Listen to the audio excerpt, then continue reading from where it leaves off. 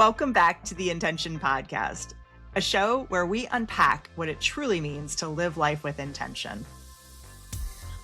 Let's dive in together to explore the concept of intentional living. Today, we're going to talk about careers. And I'm a career coach, so this is going to be a big episode for me. To help us dive into today's topic, I've invited my dear friend, Amy Maranowicz, on the show.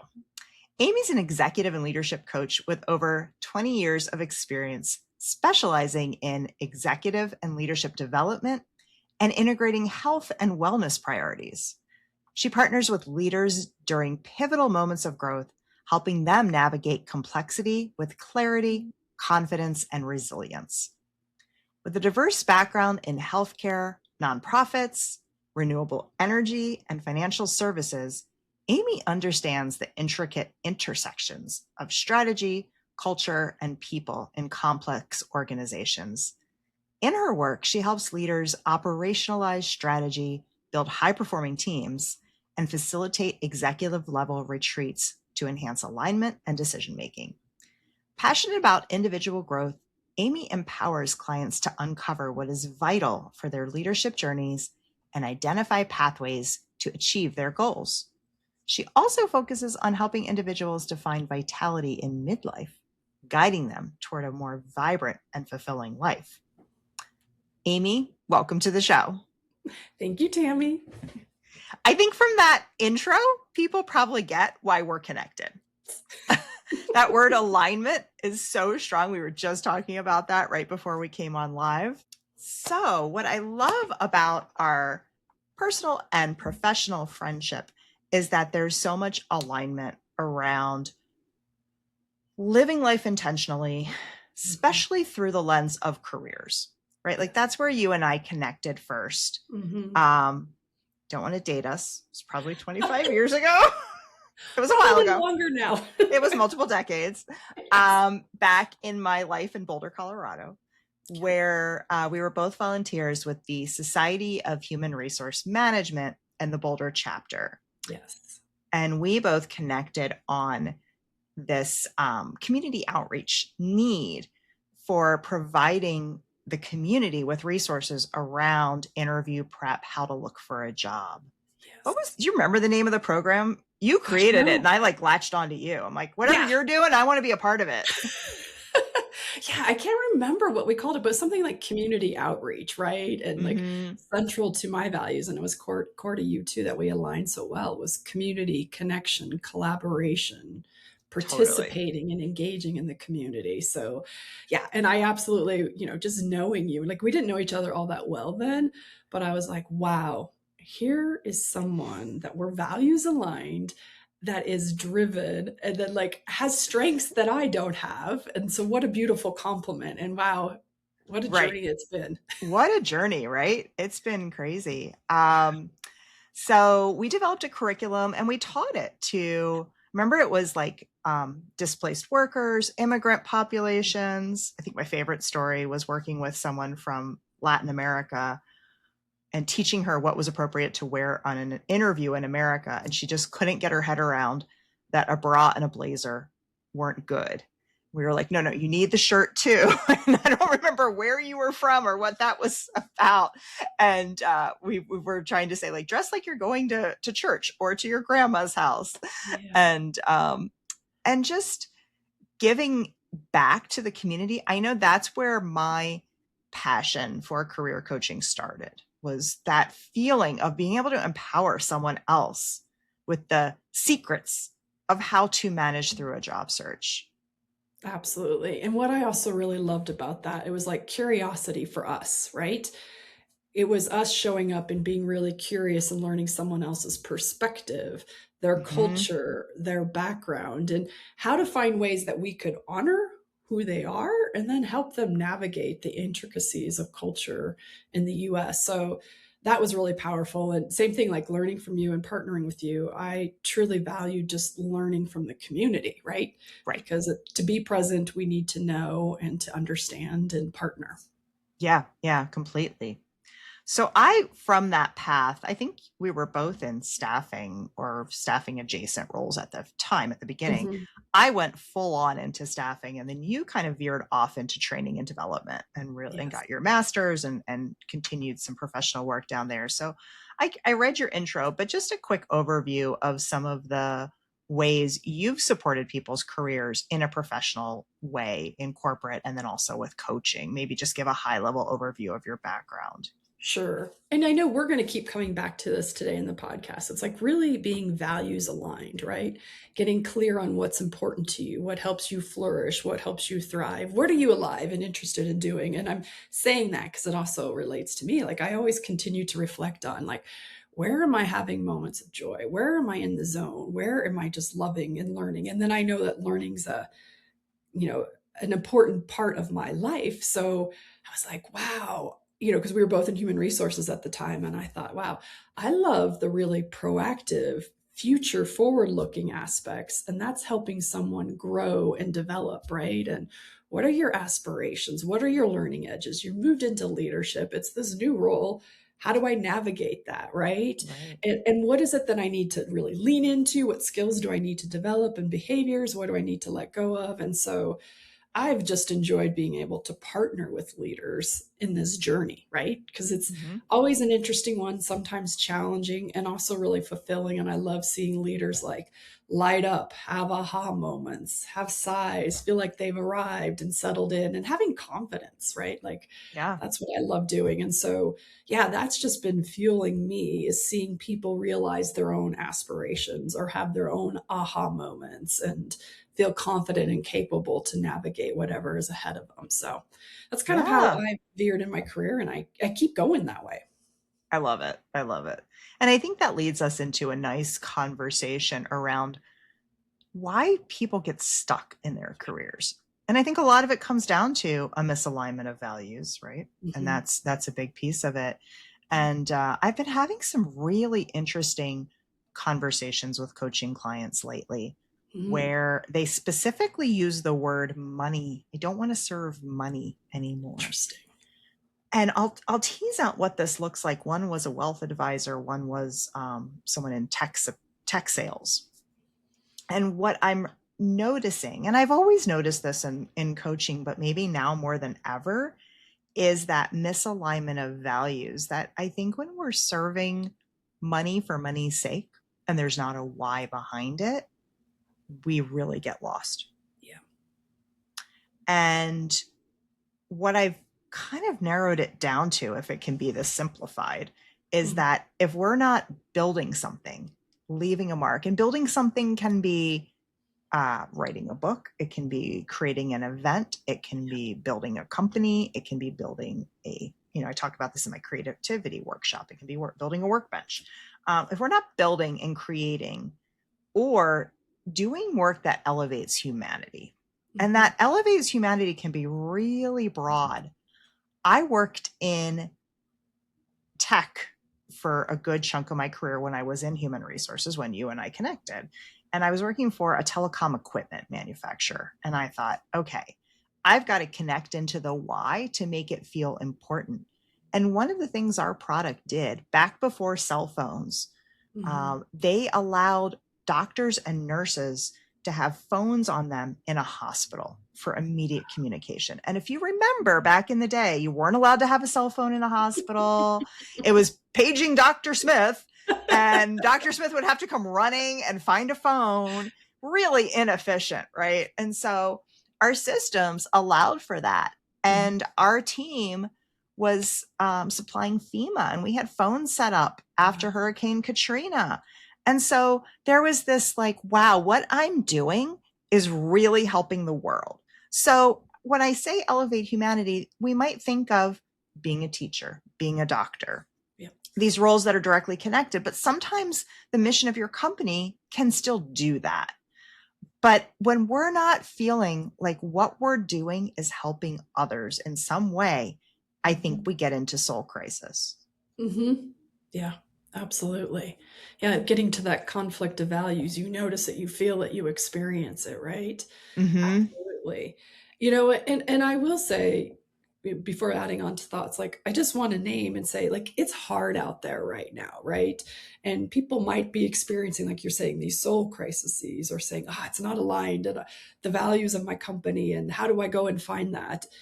And just want to name it's kind of difficult out there right now, and the world that we're in the context that we're in. So maybe that's not always the possibility, right? Or you're out there and you've got basic needs to meet, right? I got to get health insurance. I got to make a mortgage, right? Yep. But there's also opportunities. Like, I love how you're talking about building the soul, and like the soul alignment in the larger perspective, and what's our sense of purpose, right? And sometimes in our world, and I was just facilitating a retreat for nonprofits yesterday, like, the soul connection can be even the small piece, like the small purposes, right? Like, people, if you think about humans, that we want to show up every day and do something noble or have a sense of purpose, right? And so I often work with clients, like, what are the ways that you want to be showing purpose today, right? And what's important to you? And maybe something's in your life where, hey, I can't go out and find this values aligned company at the present moment, but what can we do to create small moments in your day? Like, oh my gosh, what if you love, like, policies and procedures? I'm just saying one example, and making things better. Like, that is a noble cause, because you are helping people, right? And at an event I was facilitating yesterday, we were talking about burnout and ways to, increase resiliency. And they're like, yeah, that helps. If we know what this procedure and this policy and this process is, it saves my brain from doing other things. So I think there's the big soul, and then there's the little soul, I love that. The big soul and the little soul. And the little soul helps the big soul. Yes. Yeah. Yeah. You can fill the bucket on your journey as you're waiting for the bigger soul, or seeing that align. And I think that elevating humanity can be the way you manage and lead a team. Yeah. It can be the way you help others grow and help them move through situations. And sometimes our work doesn't have to fulfill that piece of us. Yeah. And this is another thing that I coach people through is, what are you doing to volunteer? What are you doing in your free time? How are you, maybe your impact is really in the stuff you do outside of work. Yep. And in my first episode, I referred to my corporate job as my benefactor, because it was funding my writer in Paris coffee shop life that I wanted. And so that's the other thing too, right? Like, understanding what your relationship is to work, and making sure that soul intention is being met, however that plays out. Yeah, that's really beautiful and powerful, right? Yeah.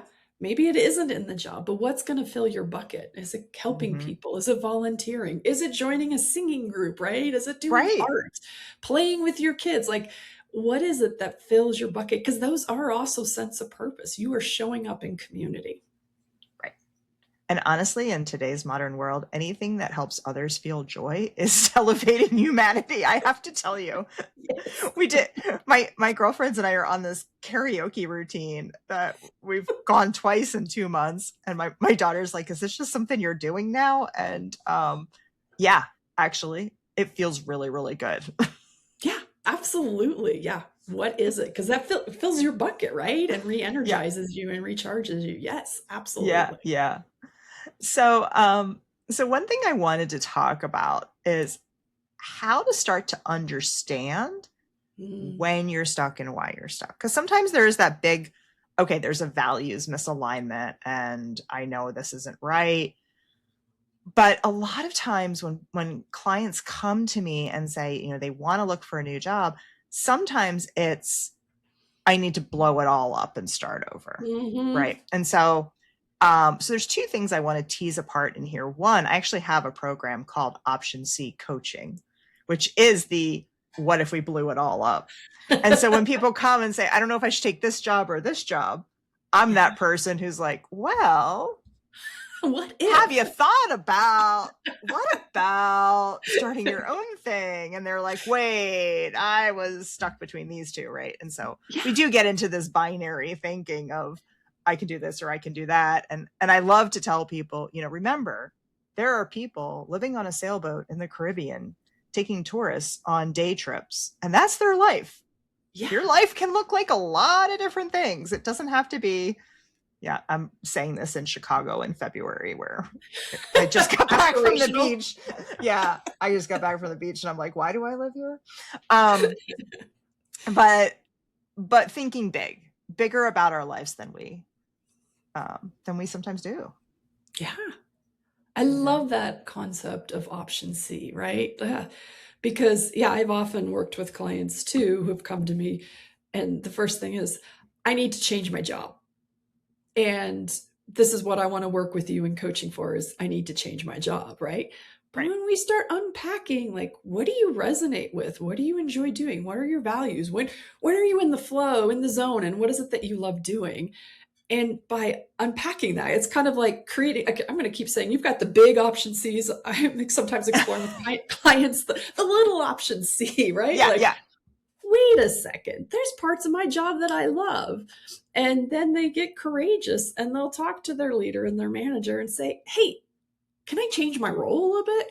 Can I do more of this because I love doing that? And so I've had clients, again, where they were like, you know what, I need option B. And we were exploring a small option C so that they created a new role for themselves in their company and they're highly valued and they're thriving and aligning. And so, yeah, I think there's so many different ways. And I love that how you bring a lens because we do get into these binary mindsets. It's either this or that, right? But the what if, what's the gray space? Like what could be Right. possible? Thus the Gray Zone, the name of my company. Yes. Talk about aligned. intention. It's all about intention and alignment. It's all aligned. Yeah, 100%. I had a boss who told me that once a year you should do a job search to confirm you're where you want to be. And I was probably 27 when she said that to me. And I thought, you are crazy. You told me you want me to go do a job search? Like, what? And one year I took her up on it and tell her, but I took her up on it because I did think I was ready for change and I didn't know what that change was. So I went out and interviewed 3 different companies. And what I learned was I actually didn't want to leave my company. I wanted a different role. And I came back and pitched her a new role and I told her what I did. And she validated with like, that's exactly why I told you to do this, right? So that you understood. And it was such an impactful, I mean, I tell this story in greater detail in so many coaching because it is that understanding why you're looking and what you're looking for. Yeah. Yeah. And I love what you're bringing in, right? Because we always think it's a one-dimensional conversation. I want X, I want it to be different. Guess what?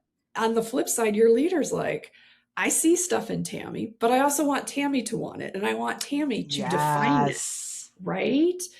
That's what she was giving you permission. Yeah.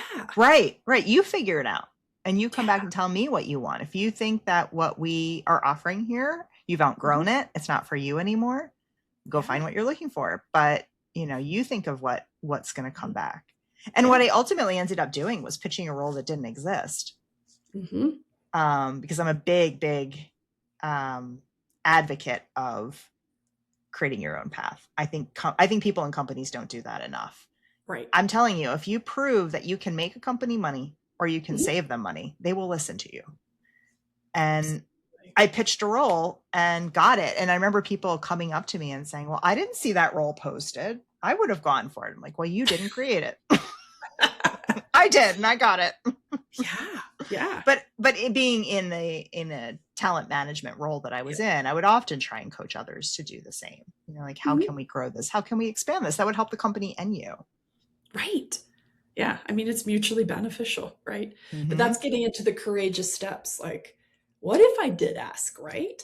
What's the worst thing that could happen? Because we get hesitant, right? I love that you're bringing that up. It's my favorite thing to coach on, right? It's just, stepping into what does it hurt to ask? Yeah. Right? What's the biggest thing at stake? What's the biggest risk? Right. The first time I asked for that promotion, they told me no.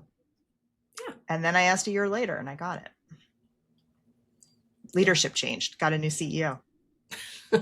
He'll say yes. He didn't say yes. All right, I got this. Yeah. Well, what you're highlighting is context changes, environment changes, right? Yes. Knowing that, Yes. to your point, like if I tried it once and it was a no, that doesn't mean in a year from now, like things Right. change, you Right. change. You might have a different perspective. They have different perspectives. It's a not now, Yeah. not yet, Yeah. It's not a a no win. forever. It's a go back and refine your pitch, figure out how you want to change things. Yeah. Yeah, totally. One thing I want to talk about that I mention a lot in my coaching is teasing apart, which we're kind of already, we're talking about it, but I do want to get this specific Sure. concept out, which is teasing apart the industry from the company, from the job duties, from the boss. Mm. And when we're stuck, we think it all has to go. Oh my God, that was so important. I almost lost my voice on that one. So, and that was a little bit of what it was for me. It's like, oh, I don't need to switch my industry. I don't want to switch my company. I really like my company. I don't want to switch my boss. I like my boss. It's the role. I've outgrown the role. Can I change the role and not change everything else? Yeah. My absolute favorite story was an old colleague came to me when I had moved over to coaching and said, I want to hire you. I think I need to do a job search. And he was a software engineering manager, had been his whole career. He said, I just keep thinking about how I want to move to Idaho and raise goats. And I was like, okay, let's talk about what that really means. And we started breaking down all the different things that were going on. And what we ended up realizing was that he didn't like his boss. He wasn't aligned with his boss. It wasn't working. He actually loved being a software engineering manager. He still liked the company and the industry, but that role with that manager had played out and it was just not serving him any longer. And I said, the goats in Idaho sounds appealing, but I think you just need a different company or a different manager. If you can wing that at this company, if you can get a transfer, I think that's going to be enough to make it. And so what I've ended up doing with that story is I say, we all have our goats in Idaho, right? Like mine is a bookstore on the beach. Like, why don't I own a bookstore on the beach? Well, there's a lot of logistics around that. Do I really want to be in a retail shop for 10 hours a day where I can't just get in and can't go out and do things when I want to, right? Like I'm trapped there. And then at the beach, the humidity is going to curl the book covers. And like we could break down why that dream isn't quite as dreamy as it sounds. Yeah. And is that really my path, or is that just a fun place to let my brain go play with from time to time? But a lot of times people will come and they'll think they have to start all over. But when we start going down this path, it's like, no, it's just the boss, or you've outgrown the role. Yeah. Or the company's values have changed. They've got new leadership. They're on a different trajectory. They got bought by private equity. Like some other story has happened that the company hasn't changed and you are having a hard time letting go of what it was. But recognizing that it's time to move on. So I'm going to stop there for a second because that was a lot. And that's a big, big piece of what I coach people through. Yeah. Well, I love hearing that. And when you're sharing that, what came up for me is, like design thinking. And I don't know how many people are familiar, right? But I'd love for you to introduce that concept to people. Yeah. And so IDEO and we'll have to get the names and we can put the notes. I'm forgetting, my brain is like, who really put this together? But there's a beautiful resource called Designing Your Life. And what I was hearing you describe is like, we do mind mapping exercises and we go to the crazy, wildest, like what float your boat, what could be out there, and just draw and map it and don't think. But I love like the metaphor of going to raise goats or in Idaho or going to have a bookstore on a beach, right? There's something there. There's an essence. And like, that's what I was hearing you say. Like, let's not discard those. Let's hold on to that because there's something there. What is it that's drawing you to this, right? What is it that lights you up when you think about that? And to your point, then that's when you could start bringing it back to, what does this mean for me? What elements can I pull to be in my life? Like you said, like, yeah, it sounds romantic. Like there's my wild, audacious dream to own a bookstore on a beach, right? But that's by holding that. I was hearing you say, I also got clarity on like, yeah, maybe not 10 hours a day, but there's something about books and things that I want to hold on to, right? So Mm-hmm. to me, don't brush those off as like, oh, that's just me being crazy. That's you telling yourself something, and there's something to it. And to hold on to it and unpack it and let Yeah. it know what it reveals. And like you were saying, this client you worked with, it was the starting point to really explore and go deep and say, wow, yeah, Right. it's just my Right. boss. And it might be that retirement for him looks like buying Yeah. a ranch in Idaho and having a couple of goats and just having a taste of that without full on Yeah. having, 50 Yeah. herd that he tends to as a shepherd every day or Yeah. whatever that looks like. Um, what's your goats in Idaho, Amy? Oh gosh, that's a good question. I'm being intentional. So this is where, when I'm saying this is where I really give people the opportunity is, if you're really like goal driven, achievement driven, flip it and be different, right? And like Mm. lean into edges that are different and uncomfortable for you. So what I'm saying is I used to be very goal oriented and like defined, and this is my path, and I know it's my path, and I'm going to go on my path, right? And Right. so I'm trying to live into the intentionality of holding on to everything that I love and do.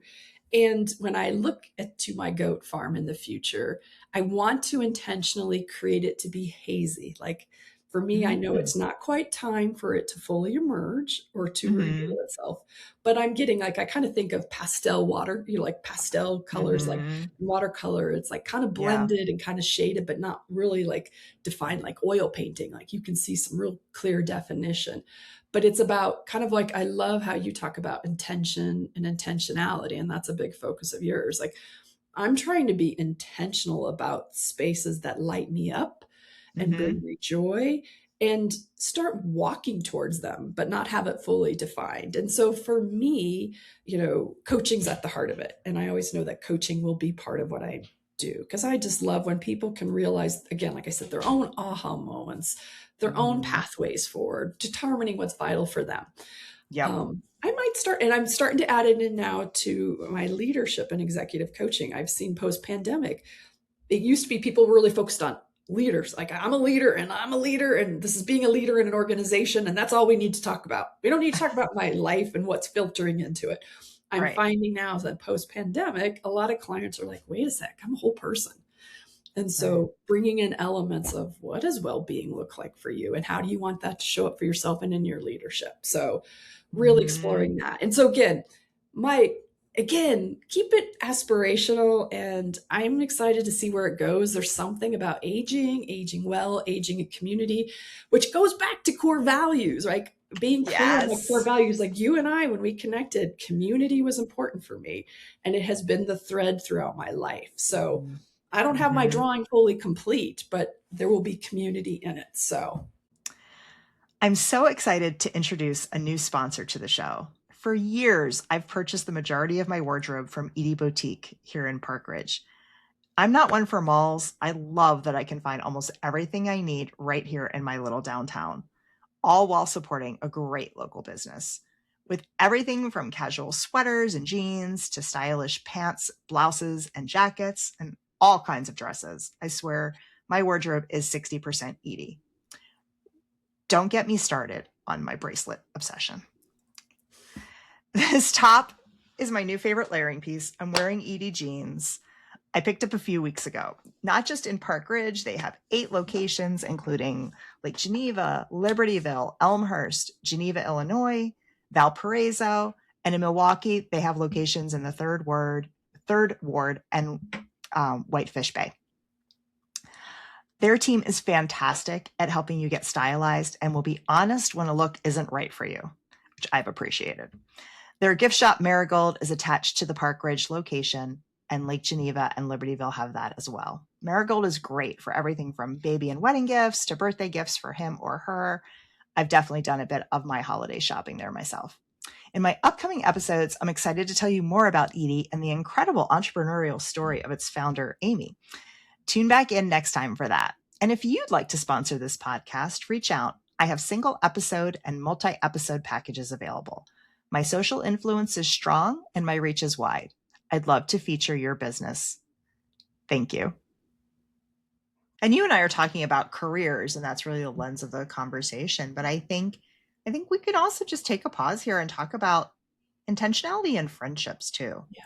And understanding, and I hear, being a woman who leads women's communities so much with my professional moms community network, I hear so often of women, I don't have friends, I don't know how to make friends. Mm, And I think really letting your intuition guide you yeah. and saying, oh, here's this person that has shared values with me. They're on a similar life path to achieve the same kinds of outcomes. They're a great ideation partner. One of the things that um, I left Colorado. Gosh, I think it's been like 14 years now. Been Can a you believe minute. that? Yeah. It's been a long. And so when I had a life of there of 20 years, and when I go back, it's like, of my 20-year life, who do I see? How do I make, in 3 days, how do I see the people I want to see? And what's kind of bubbled up to the surface are the people that are deeply in alignment with my values, that are on a similar Mhm. life path.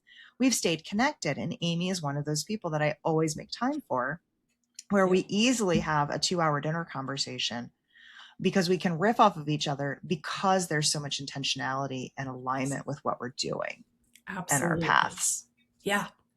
Absolutely. So what I'm hearing you also say, yeah, because that happens for us, right? It's so true. And like Mhm. we slide right in, like we might get to see each other once a year now, but we just slide right into picking up. Yes.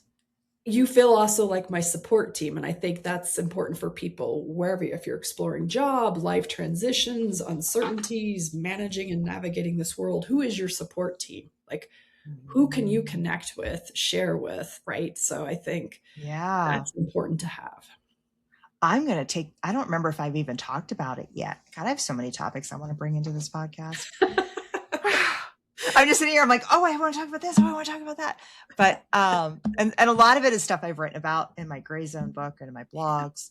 Um, the concept of your personal board of advisors, Mm, right? And so companies have boards of advisors, and yep. they help guide them in terms of what decisions they want to make. When you've got a critical life thing happening, do you have a board of advisors? They may not all know that they're on it, they may not know each other, but who are the people that you go to when you need support? And I think a lot of us get into a place where it's always like my sister or my best friend or these people that you feel like have to fill those roles. And Right. sometimes they're not reflecting back the support that you need in that moment because that's not their alignment. That's not their greatest strength. It might be relationships where, God, I got to do a whole topic on relationships and friendships. All right, I'm figuring this out, people. This is your teaser. It's coming.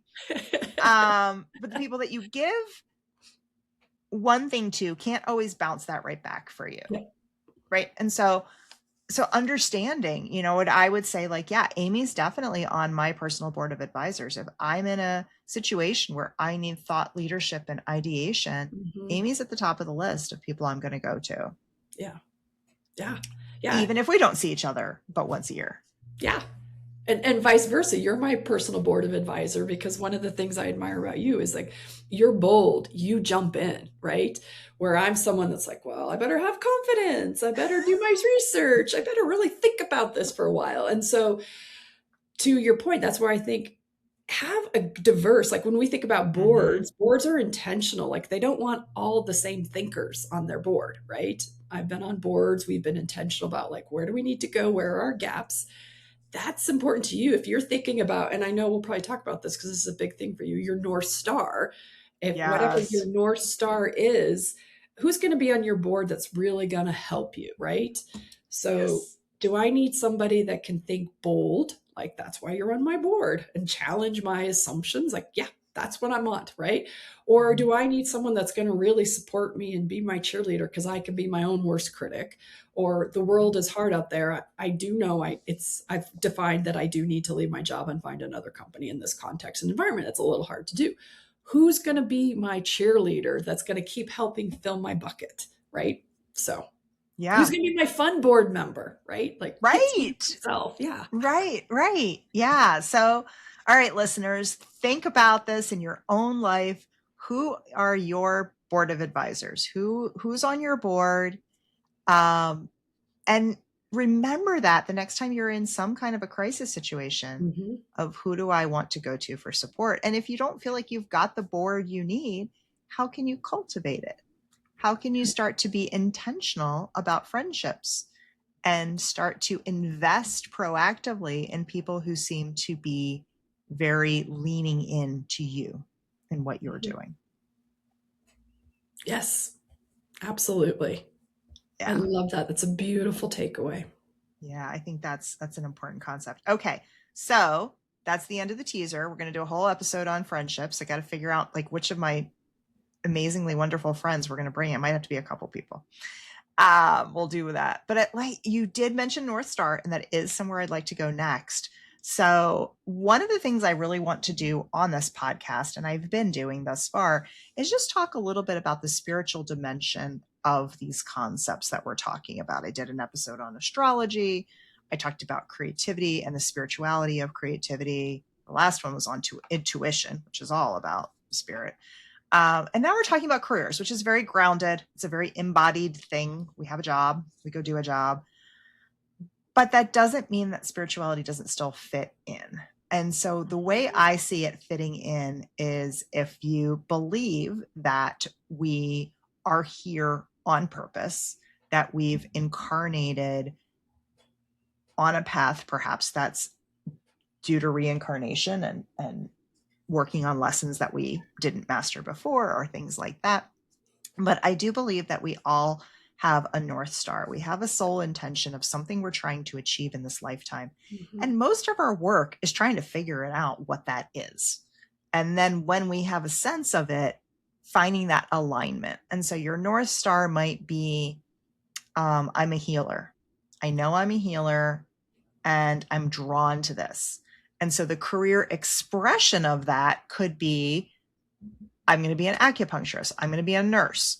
I'm going to be a therapist. I'm going to be right? Like there's 30 million different ideas we could brainstorm around that. Mm-hmm. But then there's a disconnect when you are a wealth management advisor. Right. And you're not healing people and you're not doing something volunteer wise that's healing people because that need isn't being met. And that's one thing that I've seen. I met with a woman who had this path. She was a nurse and somehow she ended up in corporate pharma. And she ended up in a role that she was basically on the regulation side. And she was the barrier to drugs getting to market. Mm-hmm. And she really hated her job and paid well. And she was frustrated. I don't remember the details and it doesn't really matter. But I saw it. I said, your sole intention is to heal people and your job is to stop the drugs from getting to the people. That doesn't work. And she just burst into tears. Mm. And I said, okay, that's the problem. There are lots of different ways to go about fixing it.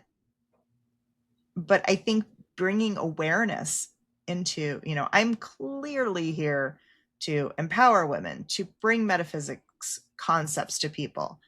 And now that I'm more comfortable doing so publicly, because for years I didn't want to share and didn't want to talk about that. Now that I'm doing this podcast, so many other things in my life are starting to fall into alignment because I'm doing my North Star. The women's groups that I run with the professional moms, that's all part of the women's empowerment. The retreats I run, the coaching for women, I do coach men too, but like all of it feeds together to be on path. And that path could look very different.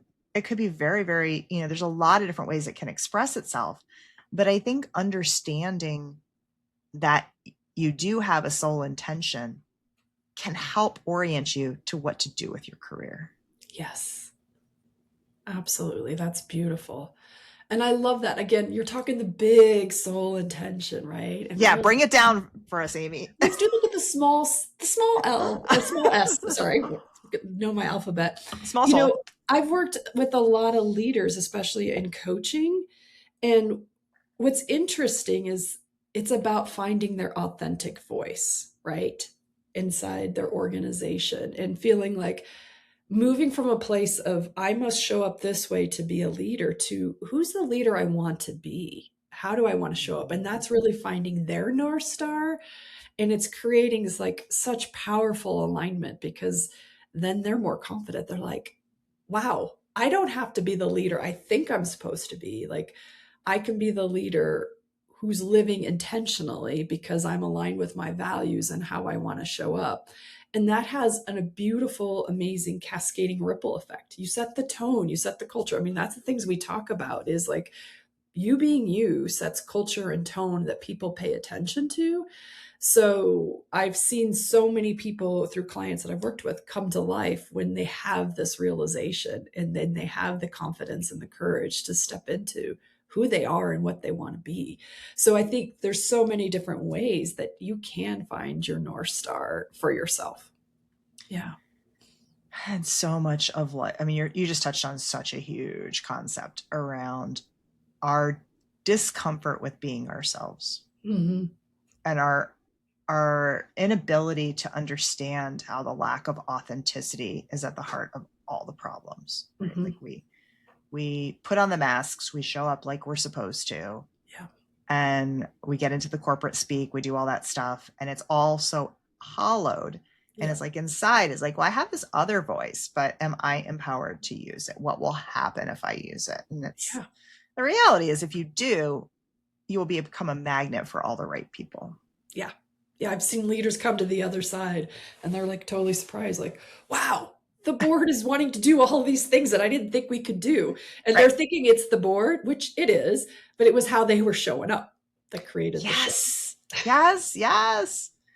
Which is why leaders need executive coaches to see these things, to be empowered to be themselves, right? Yeah. Oh, wow. Well, this has been a fabulous conversation. What topics have we forgotten to touch on? Because I feel like we hit a lot of the ones we wanted to address. You know, there's one thing, I think we've touched on some big ones, but one that comes up for me, and I feel like a lot of people are experiencing it, and we've kind of been around it. So we'll see if we still have things, but it's transitions, right? Yeah, for me, that comes up a lot, right? And so there's a couple different levels. The first one is being in an organization, the external world has shifted. So we have to transition how we're showing up. And, you know, what I was facilitating yesterday with nonprofits, it's like their world has drastically changed, Oh my right? gosh. And it's been Yes. changed to them, right? And so, Yes. you know, we talked about success stories and kicking the whole day off. And a lot of people, what I've seen over the last year is how amazing people have been. First, they absorb, they process, they have a collective sigh, and then they start figuring out, how do I need to step and go forward? So what I'm feeling is like a lot of times we're going to have transitions. Sometimes we choose, like we've been talking about a lot of transitions today that we are making the choice of, right? And sometimes transitions come to us. So how do we center ourselves, to absorb, take a pause, breathe to what has happened to us? And then what are the steps that I can do? What are the possibilities after I've absorbed and I processed and I've thought through all this and I think, oh my gosh, the sky is falling, the world has ended. Yeah. What can be, right? What are small steps? What are possibilities? And that gets back to everything we've talked about. Like, what are my values? What do I align with? What brings me joy? Yep. What can be my actually big option C? Because at that point, you're not navigating what is my smaller option C. It's right. Time to create a new. I'm so glad you brought this up because I do end up coaching a lot of people in career transition. And there's a distinction between when you've consciously made a decision and it's time to move on and when the decision's been made for you. Yep. And so that decision can be, I got laid off, I got fired, I got forced out. I quit before I got laid off or fired, but I didn't really want to. I wasn't really ready. So yeah, it was my choice, but it wasn't a choice I ever wanted to make.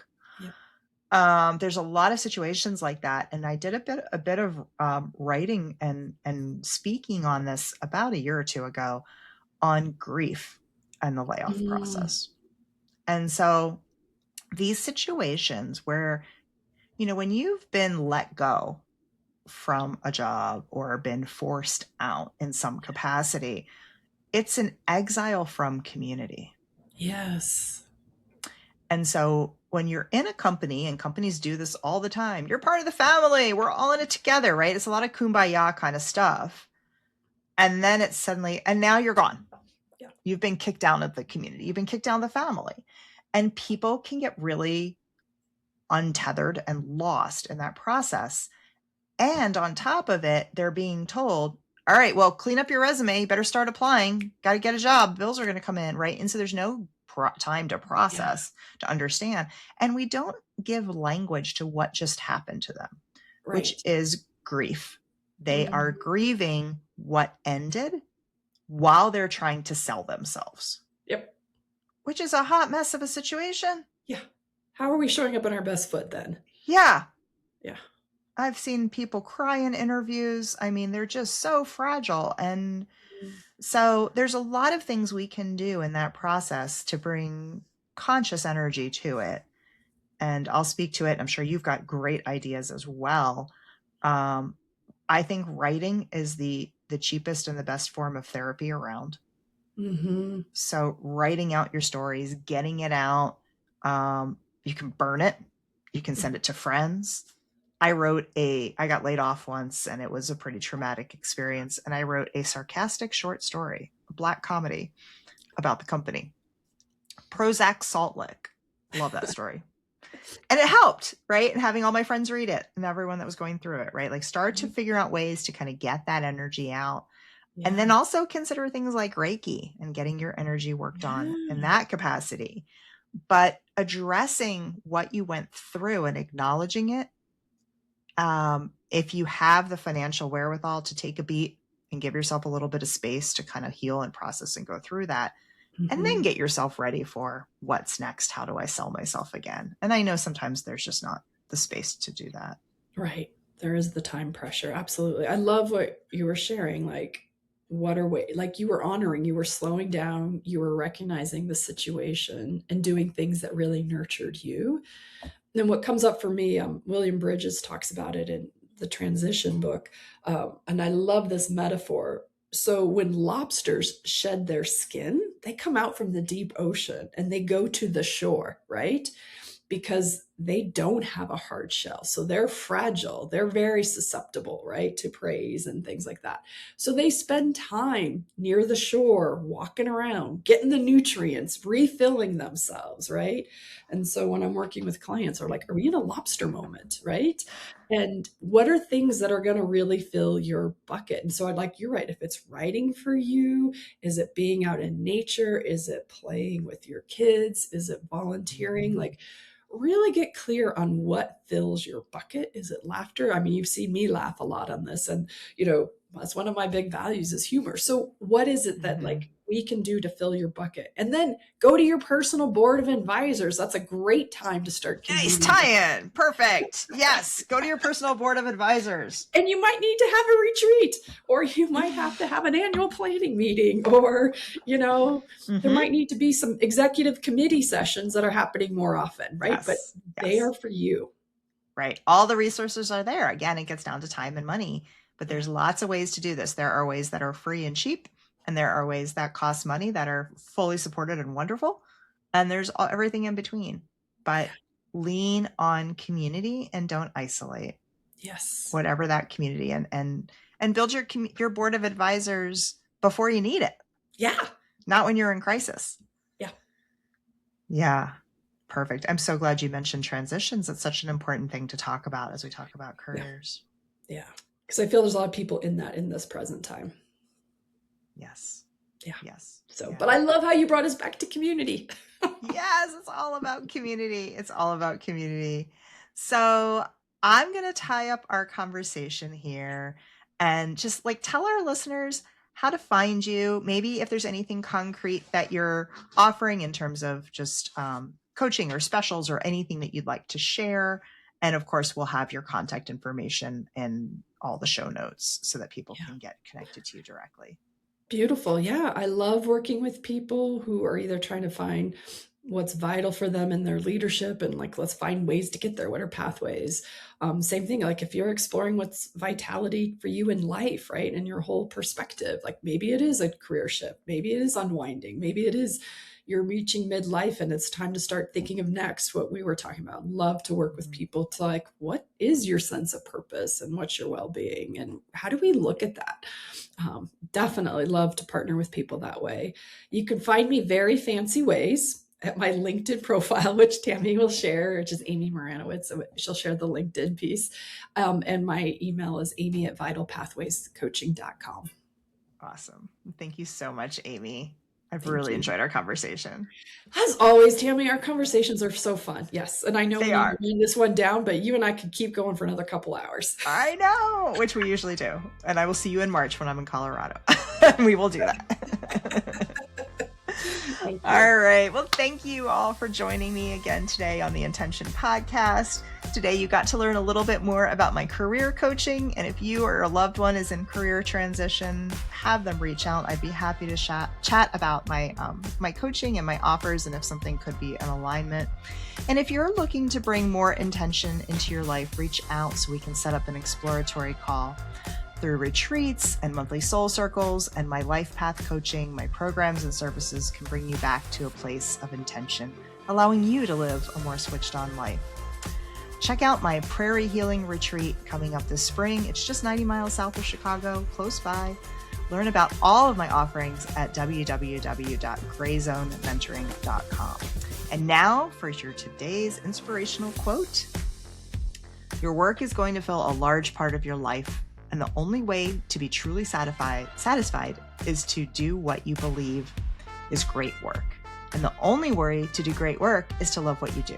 If you haven't figured it out yet, keep looking. Don't settle. That, my friends, was Steve Jobs. Go out and look at the world through new eyes. Till next time.